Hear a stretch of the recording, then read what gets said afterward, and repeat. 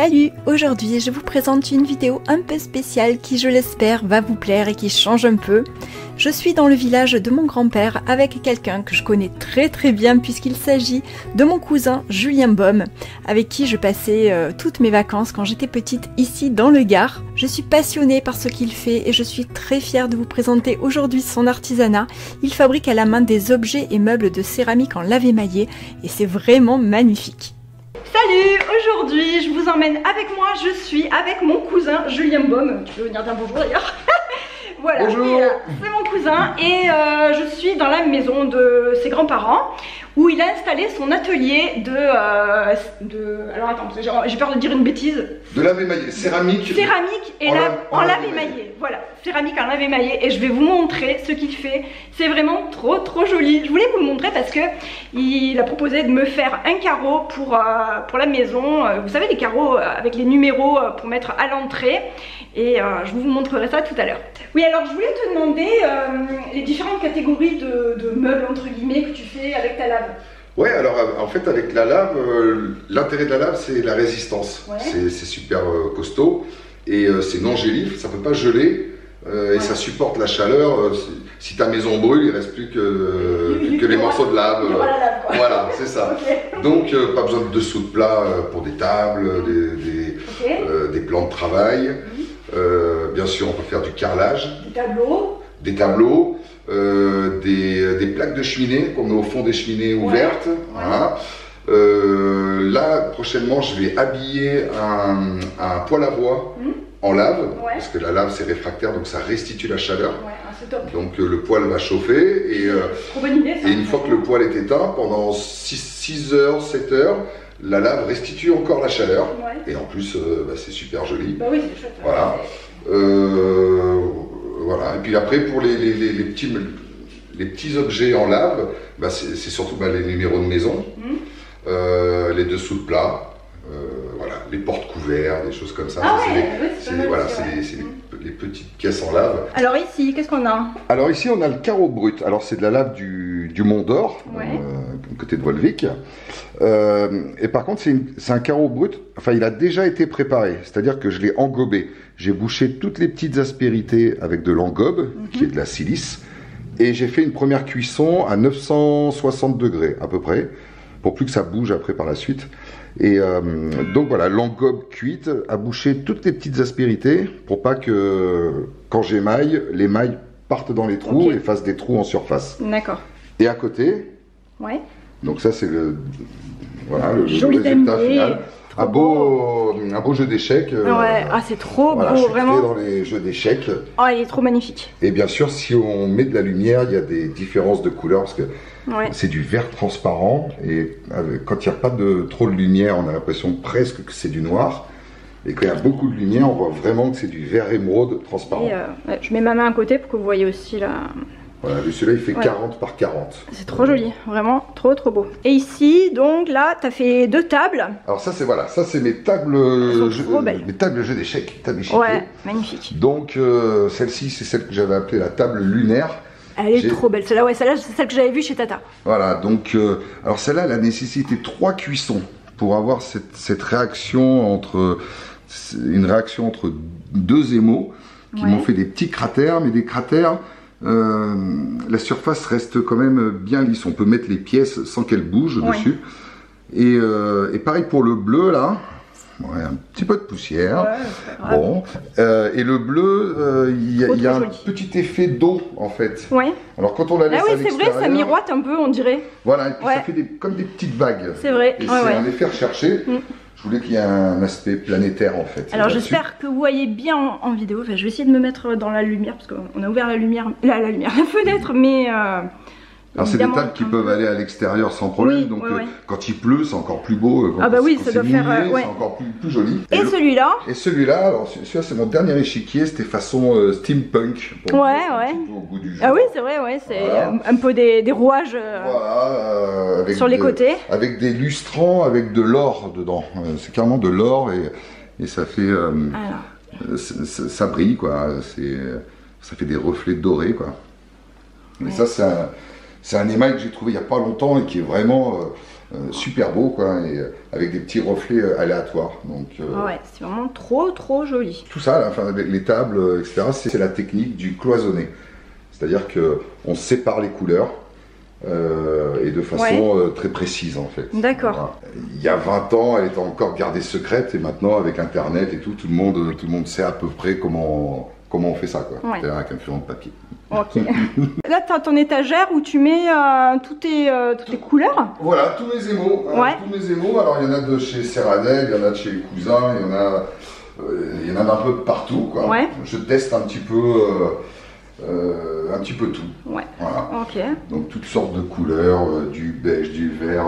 Enfin, les couleurs, c'est illimité, il y a vraiment toutes les couleurs. Ce que j'allais dire, là, tu peux faire toutes les couleurs, en fait. Ça. Et après, je peux les mélanger. D'accord, oui. C'est pas comme la peinture. Ok. On va pas avoir les mêmes réactions chimiques qu'avec des peintures. Ouais. Et c'est la surprise, il faut tester.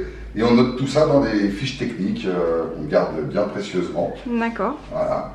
Et on a des fois des choses incroyables, quoi. Des résultats auxquels on s'y attendait pas. Ouais, ça c'est les super surprise là. Donc je teste sur des petits carreaux, des plus gros carreaux, comme celui-là. Ouais, c'est trop chouette. Dès que j'émaille. C'est vraiment super joli, là on voit vraiment bien les reflets quand là, ça bouge et tout. Alors imaginez au soleil. C'est le fameux avec les lustrants et un petit peu d'or dedans. Ouais, oh, magnifique. Voilà. Magnifique. Il y en a avec de l'argent, il y en a avec des métaux précieux en fait. Ouais, non mais c'est vraiment trop beau, ouais. Et là, tout ça, c'est les petits carreaux. Tests. Donc là, ce que tu me disais tout à l'heure, c'est que là, t'en as qui sont... Alors, il y en a des mats. T'en as des mats, voilà, comme celui-là. C'est presque un peu râpeux, mais pas... Enfin, ça glisse moins. Ouais. Voilà. Et puis, il y en a vraiment des très transparents, où là, encore, j'ai fait quelque chose avec l'engobe, justement, pour boucher les trous. Ouais. J'ai laissé un peu d'engobe pour voir si je pouvais faire des dessins.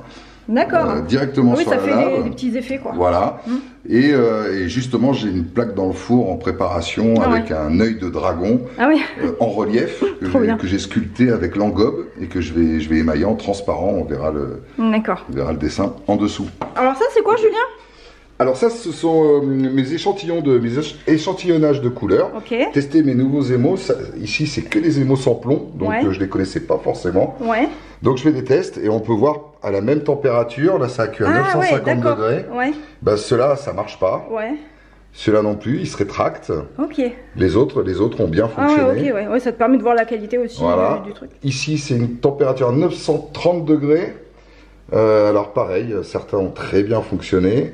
Et d'autres, c'était trop fort. Okay. Il leur faut moins de 930 degrés. D'accord.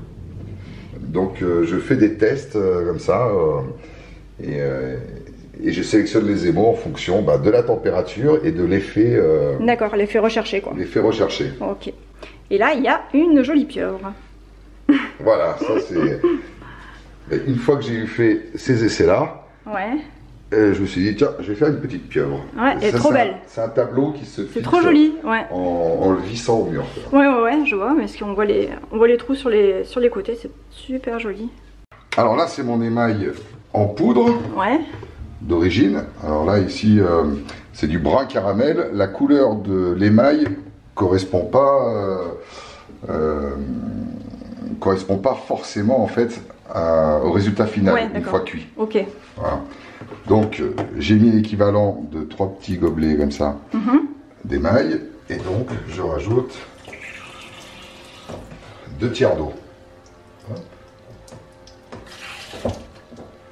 Hop là. Ok.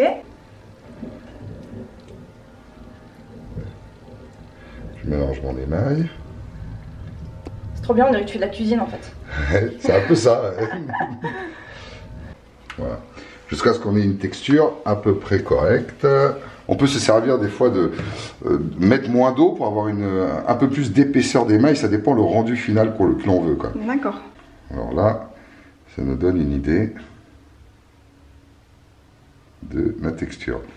J'utilise un pinceau à gouttes, c'est-à-dire que, en gros, l'émail se met dans le sorte de réservoir. Et quand j'incline mon pinceau, la goutte tombe. D'accord. Voilà. Technique. Voilà. Alors donc là, l'émail est préparé et ensuite... Alors supposons, je fais je fais n'importe quel dessin. Par exemple, je vais faire un champignon. Je ne sais pas si on voit bien. Ça, c'est un chapeau de champignon. Ok, vas-y. Alors voilà, j'ai l'émail dans mon pinceau. Clac, je fais tomber quelques gouttes. Bon, là, en l'occurrence, je n'en ai pas fait tomber assez. Bon, si vous entendez un bruit de je sais pas quoi dehors, il y a quelqu'un qui fait des travaux, je suis désolée, mais voilà. On peut pas fermer la fenêtre. Alors, je fais tomber ma goutte et après, je tire ma goutte. Ouais. Et l'émail va s'arrêter contre le coup de crayon. D'accord. Coup de crayon, donc le crayon, hein, c'est du, du carbone. Ouais. Et c'est ce qui va me permettre de cloisonner mon dessin. D'empêcher l'émail de passer. Ouais. Ouais, ça fait barrière, quoi. Voilà. Alors là, là j'émaille de façon à ce qu'il y ait une grosse épaisseur d'émail. Ouais. Alors c'est pas toujours ce que l'on fait, mais c'est ce qui permet d'avoir un dessin vraiment très en relief. Ok. Après, je vais laisser sécher. Ça va faire un petit peu comme de la craie. Et je peux lisser avec mon doigt après. D'accord. Voilà, pour pas avoir d'irrégularité dans mon dessin. Et voilà. Alors là, on rentre on dirait qu'on rentre dans les grottes. C'est ça.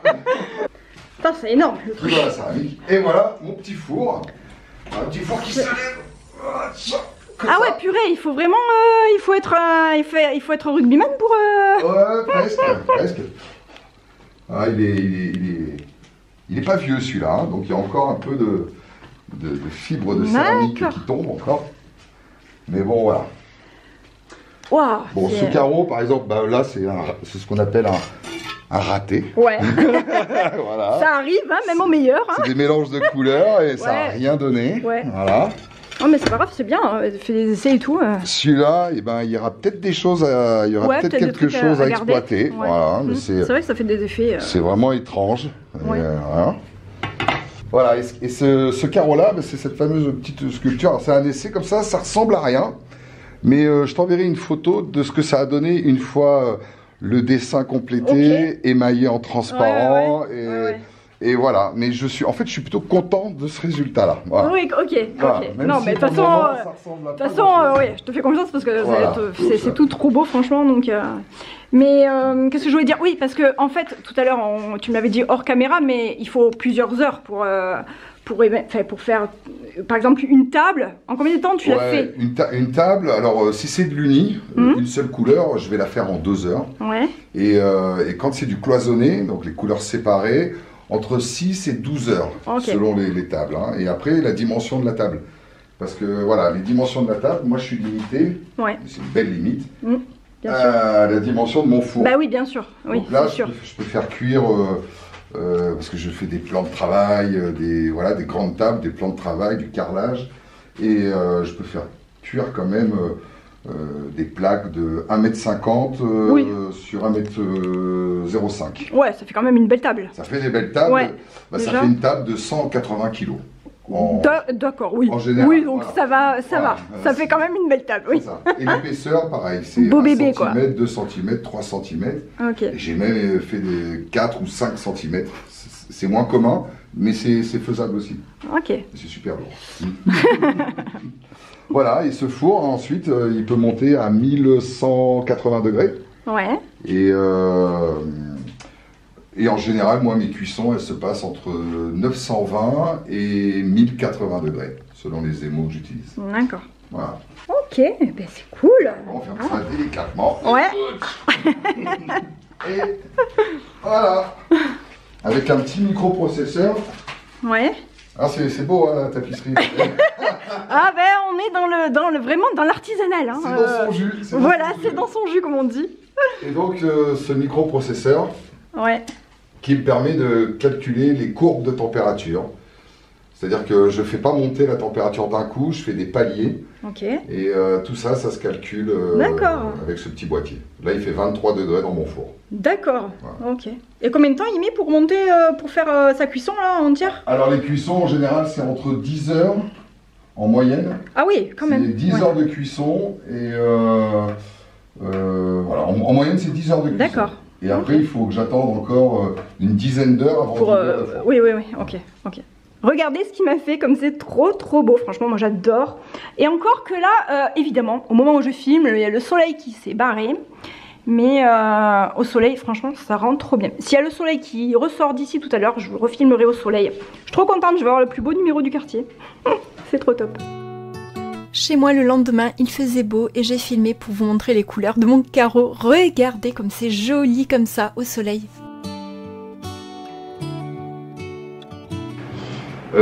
Donc c'était quoi déjà ta question?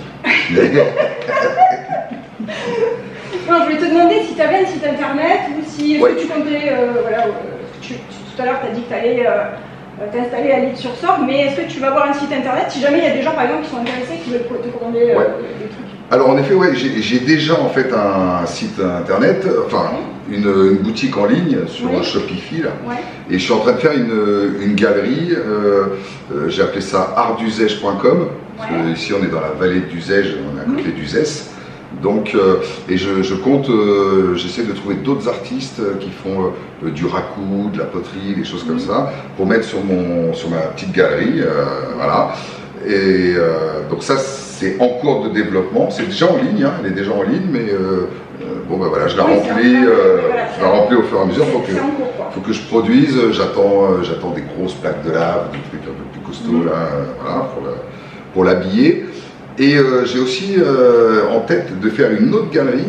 D'accord. J'ai déjà acheté le nom de domaine et tout. Ça va s'appeler la galerie du web. Et là, je vais essayer de regrouper d'autres galeries dans ma galerie. D'accord. C'est-à-dire et ben de trouver des galeries qui proposent des choses un peu exceptionnelles. D'accord. Et de leur demander s'ils veulent bien s'associer à moi pour faire une galerie plus vaste. Et là, ce serait international. Parce que je connais aussi d'autres artistes dans d'autres pays et qui seraient OK pour participer à ce projet. Donc, et voir un petit peu comment on peut développer le business par le web. C'est une super idée. Voilà. Et en même temps de faire connaître des artistes sur lesquels on essaierait de faire de belles photos, de belles vidéos, des trucs qui claquent un peu. Et voilà, et ça c'est des projets en cours. Ah ouais, non mais c'est top.